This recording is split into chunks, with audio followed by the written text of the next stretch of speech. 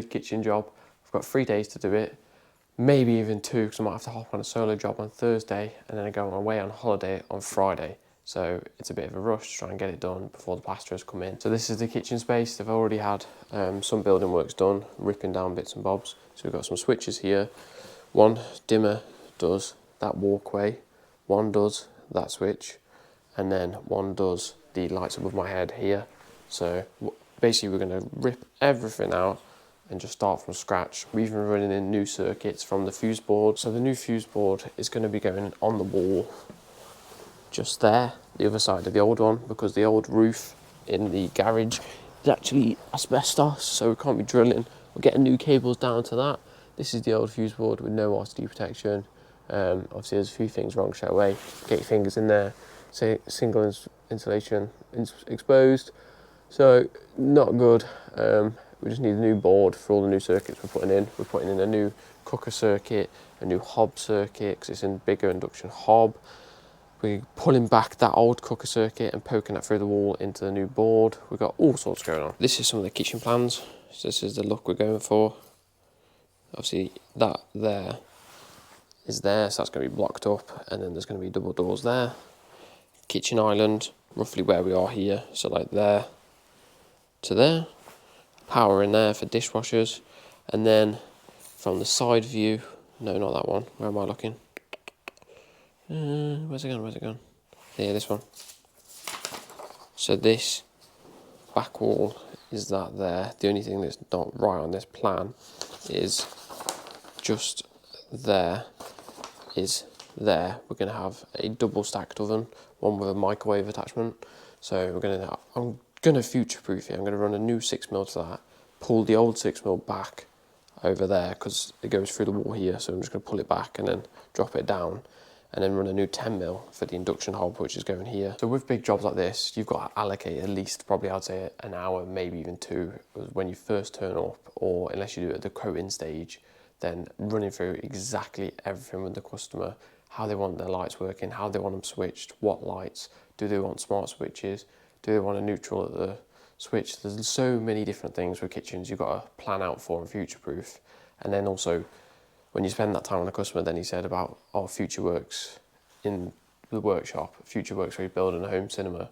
So then them type of things, you've got to future-proof that also. So putting a bigger board in, putting in extra spare ways. So there's so many different things you've got to think about.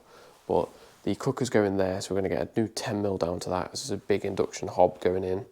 And then we've got to think about things like the extractor above. So don't forget to put a power supply in that there. So the first thing we're going to do is I've marked out all the walls exactly where the kitchen's going. So off them drawings with the right measurements, I've literally started on that back wall and gone all the way along, writing down even the 150s, so the little cupboards, 1000 units, and then draw the lines in between. So they're from there to there is an American fridge freezer. So I know exactly where that's going.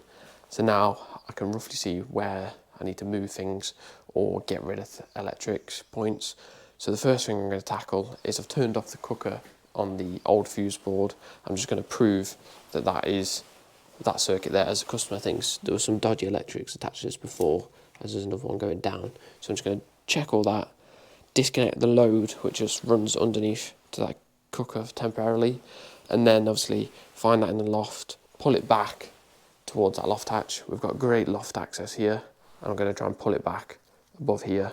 So I'm going to test that's dead, pull it back, pull all these kitchen cupboards off, chase it down, and then we're having 2 electric 6mm points on that wall. So I've solved the mystery of why those sockets were live on the cooker circuit when the customer tried to do some works, when they were ripping this tiles off, and he got an electric shock. So that's figured that one out. It went up behind the wall. I've lifted this unit off, and as you can see, there's an old grid style cooker here that someone's just bodged and blocked up and moved it down to worktop height. Technically, obviously that's in zones, but come on, you could have just pulled it up and just put a new length down and took that box out the wall. Like, yes, that's in zones, but then ultimately that's not in zones, and that shouldn't be coming straight off the cooker circuit, should it? Feeding double sockets, fuse spurs, under cupboard lights. yeah, big no-no. Singles exposed out the box, no earth sleeving. So, just why? And this is what we found behind there. Oh dear, that is not good. So all I'm going to do is just cut these. Well, I'm just going to cut it in the loft, to be fair, where I can get the cable, and just rip all this out, make it redundant. Then plaster's coming in and I'll patch it all back up. So the plot thickens even more. From that, it went down and then fed into this, which is obviously normally built for just one connection, because obviously that cable is nowhere near big enough for a 6mm rated hob and a 6mm rated oven, but there's both going into it. So you've got all that shambles in the wall, extra sockets coming off it, a hob and a 6mm oven. This is the kind of things you find on a day-to-day basis, but yeah, we're going to have to just pull all this out, leave that in the cupboard for now. I've ripped that cupboard down off that wall over there, ripped it all down, and now I've marked out on that wall. So we've got 300 filler panel from that corner unit, 600, 600 top and bottom, and then a gap in between. So like there, worktop space that's going to be tiled. We're going to have a double socket, roughly where that one is. If that's the right height as where that lot's going to be, and the new ones, I might keep the wire in there, but just rejig the box. And then obviously we're going to have a 6mm to one and a 6mm to the other X, which is going to do both ovens, as they're both big ovens. And I just like to run 6mm in for ovens like that when it's such an easy run, just literally chasing up, across, through that little bit of the utility, and his fuse board's going right on that wall there. So it's nice and easy. May as well future-proof it and have a dedicated circuit to each one. And then also the other thing we've got to do is a socket over there, which is pretty much this one there, so that's going to stay as is, as long as the height's right, just maybe rejig it. And then customers having like a bench seat here, but there is a unit, so it's just going in front of the window. So I said we're putting a socket there, we'll just come down from that socket, across, and obviously the socket's going nice and low level for potential poppy-up TV to block that window. So there's a few different things going on this property, but obviously it's just trying to make sure you're still within the zones, obviously running down horizontal from that socket and it's vertically up to that socket. So now we're at this stage, I'm going to hop back in the loft, cut that cable, drag it back over to here because it comes in there, chase down, get that in, get them boxes in.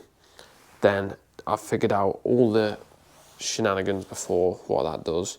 Spoke to the customer, we're going to eliminate all of them switches and them ones there and just start from scratch. Just brought you into the loft, so as you can see now, got a right good clear run.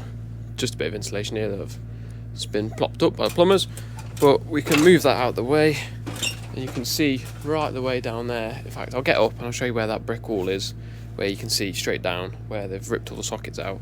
So we're going to make them good. Wago box them up. I'm not going to cut everything off as there's a few bedrooms which are fed from this circuits also, so it's just a matter of making safe. Wago boxing them up here, and we're just going to start with scratch from my new circuits I'm going to run in. This cable here is the 6mm, which used to feed all the way over there. Just pulled it all the way back through the insulation, and obviously it's just going to be plopping down that wall just where them trusses start there. As if I drop you down, you can see now it's going straight there. So that'll be plenty long enough for one of the cooker feeds, because obviously we only quoted for pulling in one new cooker feed and one new hob feed and then readjusting the old one. So now I've got up here, you can see exactly where that wall is. We're a bit later on in the day now. I've done a bit more mystery fault finding and it's turned out to be a bit of a shambles so far. Completely random. So I've ripped all that lot out. That's my next protocol, figuring out exactly what was what there. I know briefly what's what, so we've got, I think this is a common, then this is the two-way which they've used for the front light, so that's all going to become redundant, and then one of these is for these lot of spots and the other one is for this lot of spots, so that's all just getting made redundant. And then obviously I'm disconnecting all of those lights. Ripped off this socket here and that fuse spur, so it's just a spur off, and that looks like it's already a spur off. So unless that's on the water heater circuit, because the water heater is the other side, which I need to double check. And then over here we had a right load of cables in here with all sorts going on. So in the process of elimination, eliminated the fuse spur with the link cable across, got rid of that one, And then we've got the ring main coming in down here, which is all nice. But then you've got this one coming in, which I'm not too sure where or what it does. I'm about to figure that out. You had another cable coming in, which fed across down somehow on the angle, tested between continuity and live and earth. They twisted it together that it is that one. So it was doing a plug under there, disconnected that one. And then we've got a plug socket here, which looks like you got an up and a down, which I presume is a ring main. And then it goes through the wall to a fuse spur. And then from that fuse spur, you got some going down that side of the wall, and then some going across, which is the actual intended purpose of the fuse spur, which is for those lights in there. But all this is getting redone, so my plan is just to cap it all off. And if that's the ring main there, and this random spur doesn't do anything, just cut that off, keep the ring main there, cut off the other stuff, the other side of the wall, and just keep that as a single socket or a double socket in this little utility. The other thing I'll just quickly mention as well, which I'm testing for currently, is the water bonding.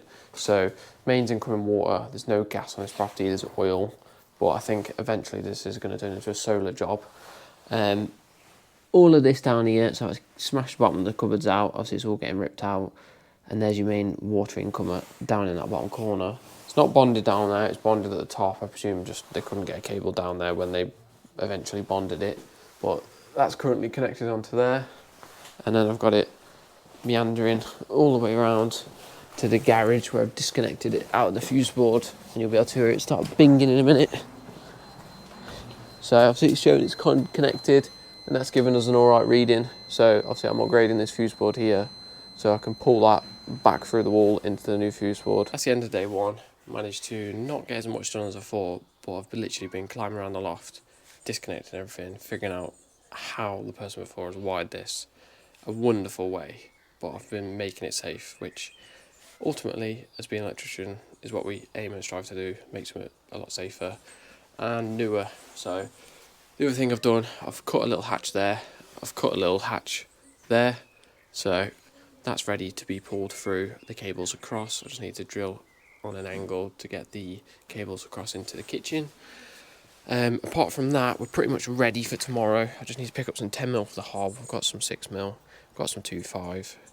Need to have a count for some of the back boxes tonight and see if I need to get any of them. But the main thing is, we've made it safe, reconnected up the ring after getting the tests. So the majority of it is ready to be rejigged now for the kitchen tomorrow.